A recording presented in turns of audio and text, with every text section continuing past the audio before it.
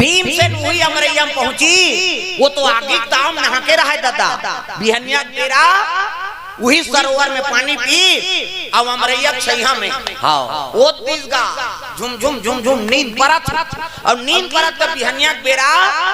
3 जन पनिहारी मन ऊंचे आत रहा। प्रेम से बोल दुर्गा मैया की जय। 3 जन पनिहारी मन पानी आत रहा, ये कैसे उदारी नल फल थोड़े रही जी, नदी नरवा सब पानी झारे होले। भीमसेन पानी पी सबुई कर अमरैया में आमर रूप में वो दिसगा, अब बड़े जान आदमी आमर रूप में वो दिस, वो आमर रूप वो धियाई हो गया से एक तीर में वो टेढ़गा हो गया सुते नींद पर। 3 जन पनिहारी मान पानी बरात रहे, ताघूम रहा तेकर नजर पड़ गएगा भीमसेन ऊपर, भीमसेन का थे हाँ सुते भीमसेन ते देखी। अब एक जन पनिहारी ने कहा थे ये दीदी कथे काय बताता है गुटियात आते थे, ये दीदी कथे काय वो बैठे थे मैसे भैंसा ऐसे कहा, तो बड़े जान आदमी वो उठे अमर रूप में ता मैसे भैंसा ता पाछू में रहते कहते नहीं रे बहिनी वो कौन हो देश के पहलवान हो। प्रेम से बोल दुर्गा मैया की परदेसी होई बेचारा आराम करा था और करन दे चलो अपन काम करो, अब घटौंदा मुकर गेगा है नहीं। अब माता मन नहाते तब बड़ जवान ले और सूप दूसरा गोठिया थे दाई माई त रगड़ा थे अब गोठिया थे का साग रांधे फलानी कहते दाल रांधे बहनी कलक कंझट कैसे दाल रांधे बने खाती से नहीं है तो कैसे हाँ दाल रांधे बने खाती से नहीं तो कैसे। अरे कबड्डी खेली थे पटक दीते हमारे आगू के 2 ठन दांत टूट गए हमारे घर वाला और सरपट ले दाल तीर्थे दी ले निकल जाती वो ब्रेकरे नहीं है कालर रुखी आई नहीं ओकरे से ती भदा भदे दी बहनी दाल रांधस कही आई त दार हाथ माने गटा गट लीला थे कहा एक जन कते काला बतावे बहनी रखिया बड़ी मुर्गा रांधे रे बने खाती से नहीं है ता वो तो बने रे आयरन के मात्रा रथे ते कहा सेवरिया मन खाते खाती अल काला बतावे बहनी एक पठन दांत नहीं है हमार घर वाला और वैसे मुंगल तीर्थे कर वही गढ़ नहीं ओकरे से भका भग दे है एक गोठियात रहते भीमसेन सुंदर और भीमसेन खलखला काट दी दाई हो साग ल बदल दे कहन झगड़नी हो कैसे मुंदगा रांधे तेला वो 2 ठन दांत टूटे तेला दे दे वो डाढ़ा धाल थेंदारी बेचारा और जेकर भोगला है तेकर बरदाल रांध दे गटम गटम ली चाबे कोई मतलब नहीं आई ये कहां से दई कौन गांव के हाँ कौन गांव रथत बाबा कथे हाँ मैं हस्तिनापुरी रथ इंद्रप्रस्थ कैसे। अब यहाँ लड़की है कहीं में सुने हो राजा घर तक देखे ला बहनी हो कते हावे भैया है नहीं का नाम है कते पवन कुमारी और पढ़े लिखे वाह एमएलओ में करे कते दई हम नहीं जानता। प्रेम से बोल दुर्गा मैया की जय। एमएलओ में करे है अब्बड़ पढ़े आदत आचरण अब्बड़ सुंदर। प्रेम से बोल दुर्गा मैया की जय। बड़े बड़े सही छोटे छोटे सही और हर चीज ला मानने गुणने वाली हुआ। प्रेम से बोल दुर्गा मैया की जय। कथे जा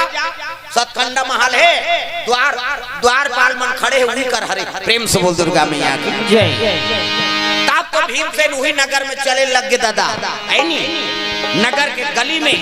चले लग गए भीमसेन पहुंचे लगे द्वारपाल मन कटमट कर दे काबर अंदर से कोई बाहर ना जा सके बाहर से कोई अंदर ना आ सके बिना डर और जबरदस्ती जावे ता गेट आउट के बहुत ही पोर्टल भसका दी ये थोड़े हमार तुम्हार घा कहां जी मंगलू का भसल खुसर जे पूछे लाग के राजा राठी और देखी भीमसेन लगा हां द्वारपाल मन घबरा गेगा द्वारपाल मन घबराइन कहे लगे द्वारपाल कहते काय बाबा जा तो राजल बता देबे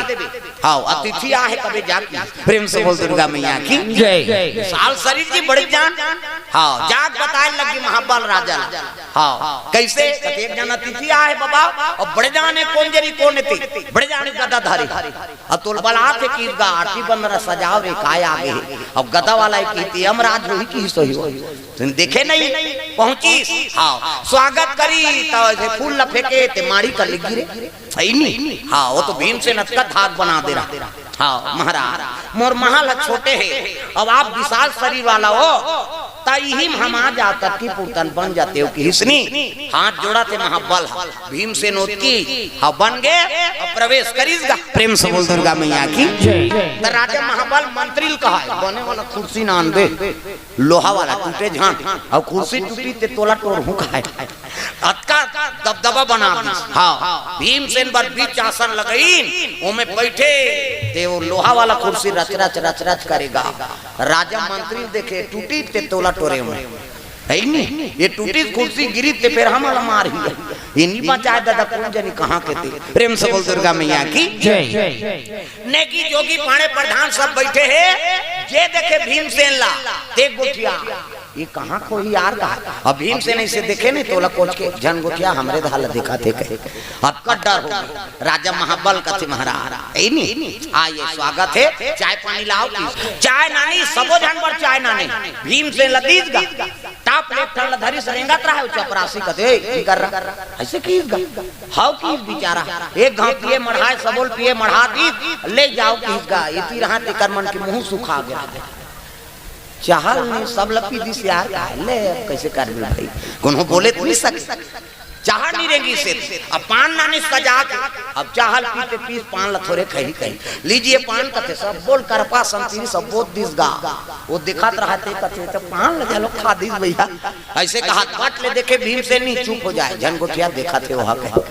हत्का डाट आप महापर राजा हाथ जोड़िस महाराज कहाँ रखो तेल बताते हो आपके परिचय पांचों पांडव के नाम सुने हो कते हाउ महाराज अब ये नदिया ला थमन वो पार नहा के नहीं सका अग्नि नदी अब गेच नहीं अंत काला जान दो नाल सुने हैं महाराज पांचों पांडव नाम सुने हो कते हाउ अब भीमसेन ला जान था मैं हरों की प्रेम से बोल दुर्गा मैया की भीमसेन में हरों की हिस्री जत्का राजा रहते मन खुसुर मुसुर होते ये अलकर हम मारते कथे भैया वो नहीं देखे कथे का लकरा से तेला कथे का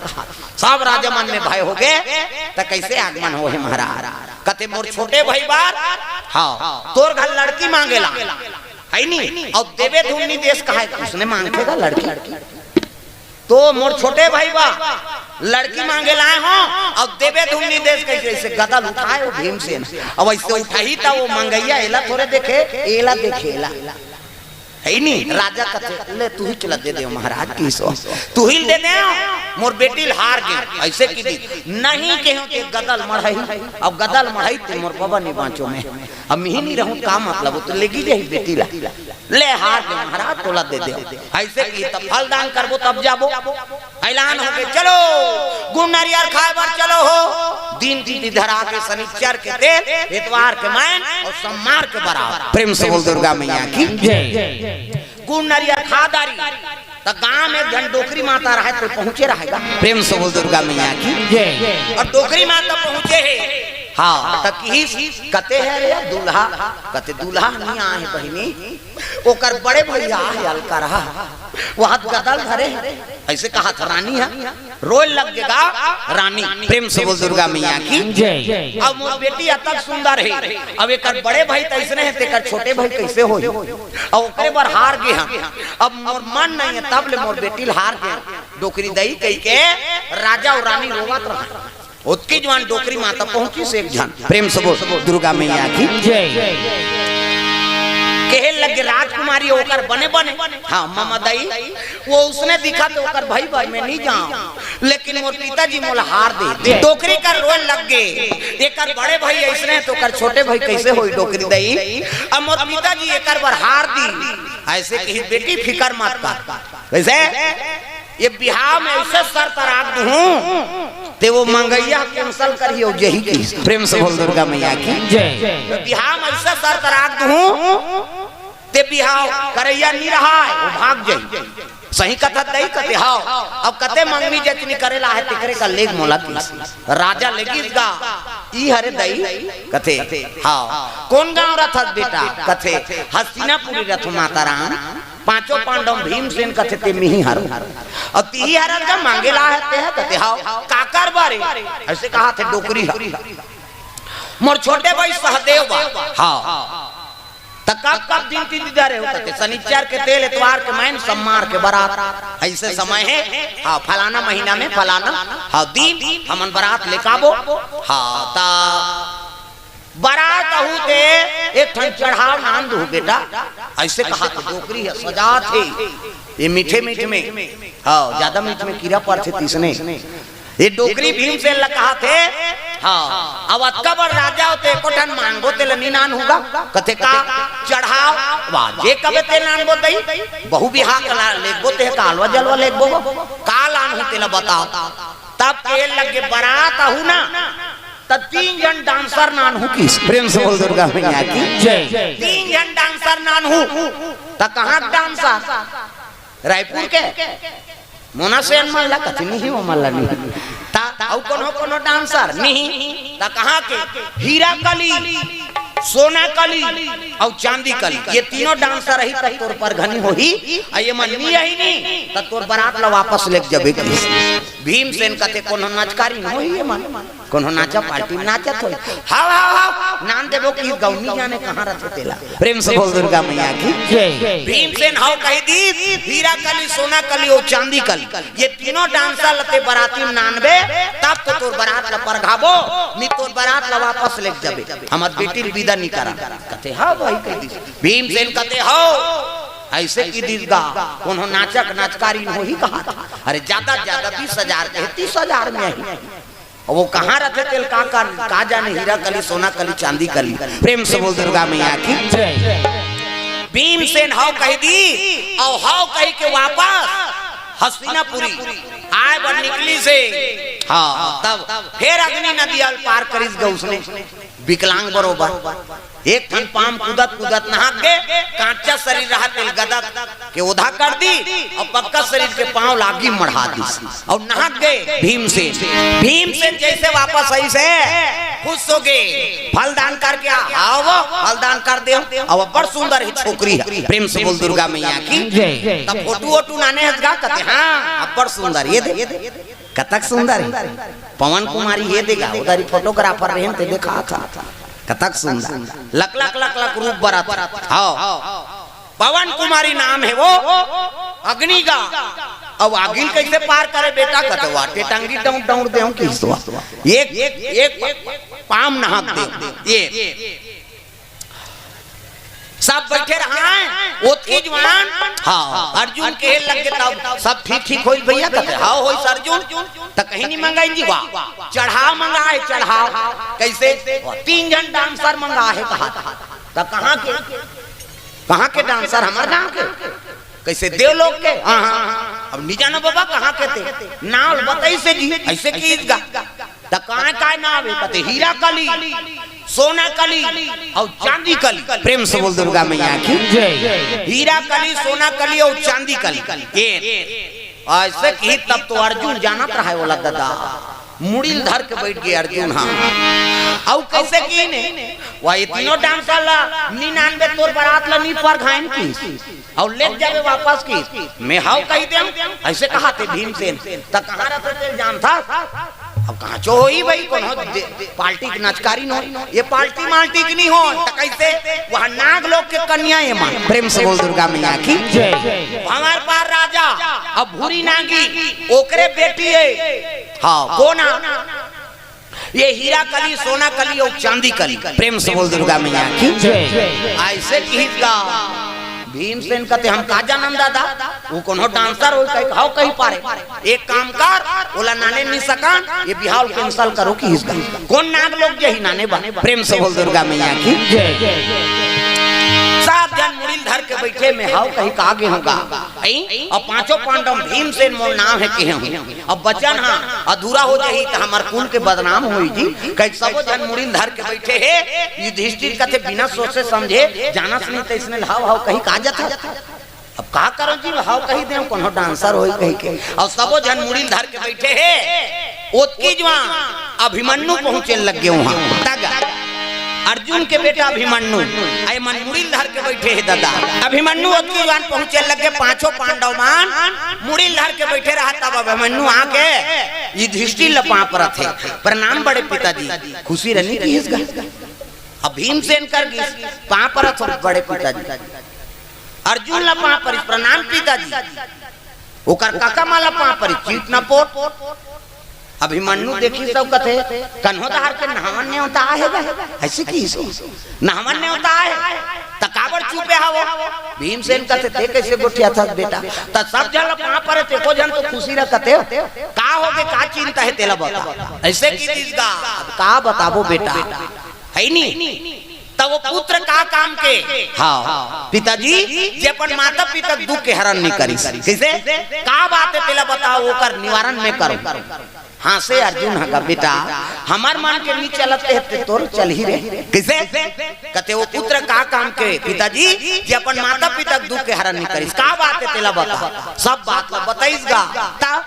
ऐसे ऐसे ऐसे अब ऐसे ऐसे ऐसे ऐसे ऐसे ऐसे दान ऐसे ऐसे ऐसे कीसगा। अर्जुन के बेटा अभिमन्यु कथे ओकरे बार फिकर करतगा मैं जाऊं नागलोक की प्रेम से बोल दुर्गा मैया की जय। अरे मैं जाऊं नागलोक वो हीरा कली सोना कली वो चांदी कली ये तीनों झल मैं नान हूं प्रेम से बोल दुर्गा मैया की जय। ऐसे कहीं से हाँ तब तो अर्जुन लपोटार दारिस बेटा नागलोक जाना कोई मामूली बात नहीं हो। मैं प्रतिज्ञा करत हो पिताजी तोर पांव कसम जब तक वो तीनों डांस निनान हूं हाँ तो यहाँ पानी नीतियों में हक इसका प्रेम से बोल दुर्गा मैया की जय। अभिमन्यु प्रतिज्ञा कर दी वो तीनों झल्ला नाने बा अर्जुन की हिम्मत नहीं होते कर बेटा जा 8 हाथ खीरक 9 हाथ बीजा कथुला प्रेम से बोल दुर्गा मैया की जय। दादा की हिम्मत नहीं होते यहाँ वो लड़का तैयार होता है नहीं और सुभद्रा जानदारी सुभद्रा कहे लगे थे कहाँ जाबे बेटा बरोबर गांव ली घूमे थे वहाँ जाबे रे नाग लोग ते कार फिकर करता सो मैं आ जाऊं की कुंती लगे लगे दादी माँ मैं जाऊं डांसर में लनाने बा ऐसे की नाग लोग का बड़ धोरिया है बेटा है नहीं ऐसे कहीं से तब तो कहे लग गए तो लग जाना चाहिए ना बेटा तो एक काम कर कैसे तोर बड़े माँ भानुमती कर जा हो वो जब पहली पहली आ रही तब मुझे बता रही प्रेम से बोल दुर्गा मैया की जय। यहाँ जावे मध्य देश मध्य देश ले गंधार नरेश गंधार ले जावे तो भंवरपुर ऊंचे ले भानुमती आए प्रेम से बोल दुर्गा मैया की जय। अब भंवरपुर ले नहाके बीच में नदिया है एक ठन बड़े जान मलाक्षर नाम के मछली हुई हाँ अब वही नदी पार करके जावे तब नाग लोग जाए कर मिलते कथे बेटा हाँ अब आज तक कोई बीरगी तो नदियाल पार नहीं करे वहाँ मछली खा देते हो मलाक्षर नाम के मछली प्रेम से बोल दुर्गा मैया की जय। तो ये रद्दल ते पूछ ले जा तो बड़े दाई भानुमती कर वो दुर्योधन के पत्नी वो नाग लोक ले वो आए प्रेम से बोल दुर्गा मैया की जय। भंवरपुर प्रेम से बोल दुर्गा मैया की जय। वही नदी पार करवे तहाँ नाग लोग जाते बेटा वही करके बेटी बोला पूछ लेते ना तब तो अभिमन्यु दुर्योधन के कक्ष में पहुंचे लग प्रेम से बोल दुर्गा मैया की जय।